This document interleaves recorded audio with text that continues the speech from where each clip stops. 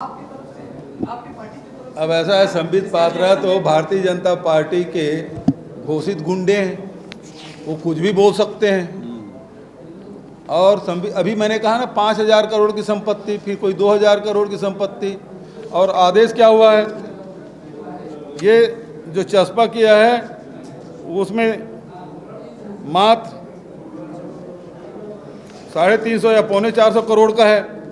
तो झूठ बोलने की ट्रेनिंग मिली हुई इनको, और हमेशा ये झूठ बोलते हैं। तो ये लगातार झूठ बोलने का काम और अपने मित्रों का ऋण माफ़ करने का, 16 लाख करोड़ से अधिक के अपने मित्रों की ऋण माफ़ी किए हैं, उसके बारे में नहीं बोलेंगे। और ईडी की जहाँ तक के बात है, ईडी के कन्विक्शन रेट कितना है? 1% भी नहीं है। देश में 5,000 से अधिक ये लोग केस किए हैं, और 2014 से लेके 2025 तक के, और कितना किए हैं? 23 ये प्रमाणित कर पाए हैं। 1% से कम इनका रेट है।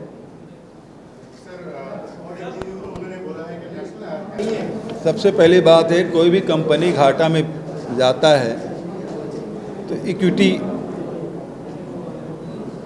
की जाती है, और उसमें भी यही किया गया। ये कानून के तहत विधि सम्मत है।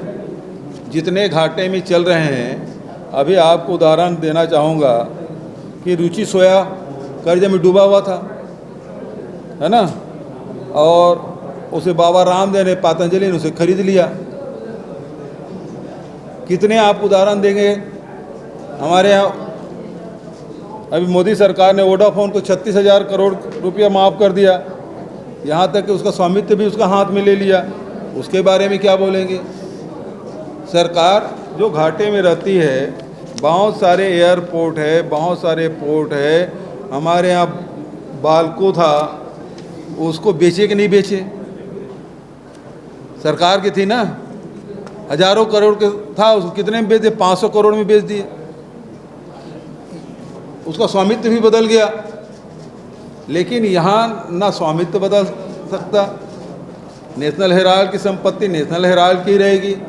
उस न जमीन को बेच सकते, न बिल्डिंग को बेच सकते, न उसमें सोनिया जी, राहुल जी एक पैसा नहीं ले सकते। एक पैसा, रुपये की बात तो छोड़ दीजिए। हाँ, तो उसी का कह रहे हैं, उसमें भी यंग इंडिया में भी आप एक पैसा तनख्वाह नहीं ले सकते, उसको खर्च नहीं कर सकते।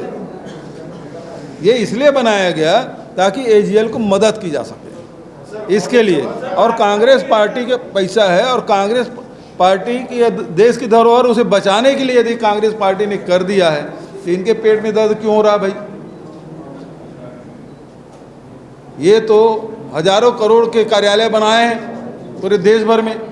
अभी तो आरएसएस का बड़ा कार्यालय हजारों सैकड़ों करोड़ का बना दिल्ली में।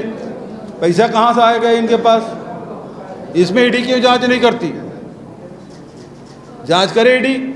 यहाँ भी हर जिले में बना है, उसका करोड़ों रुपये का बिल्डिंग बना है, उसकी जांच नहीं होती। लेकिन एक संस्था जो देश की आज़ादी में जिसकी भूमिका रही, और पैसा किसको दिया गया? पैसा दिया गया कर्मचारियों को, पत्रकारों को, और बिजली बिल के लिए, इसी के भुगतान के लिए किया गया। और सारी चीज़ चेक में हुए, तो पैसे का लेन देन हुआ नहीं है। तो इन्फोर्समेंट डायरेक्टर का काम क्या है? मनी लॉन्ड्रिंग हुई नहीं। और 2015 में ईडी ने पहले ही केस बंद कर दिया था, इसी सरकार में।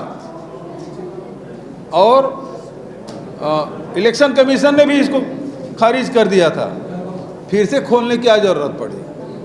और अभी तक के किसी को नोटिस नहीं मिला है। कांग्रेस के कार्यालय में भारतीय जनता पार्टी के लोग झंडा लेकर जरूर पहुंच गए कि इसी के मामले में लोकसभा में चर्चा हुई। महाराष्ट्र के चुनाव में 59 लाख मतदाता 5 महीने में कैसे बढ़ गए, इस पे इलेक्शन कमीशन को पत्र लिखा। हमारी डेलीगेशन गए थे, हाई पावर डेलीगेशन गया। आज तक इलेक्शन कमीशन वो वोटर लिस्ट उपलब्ध नहीं करा पाई है। और इस सवाल को यदि कर रहे हैं तो इनको तकलीफ क्यों हो रही है।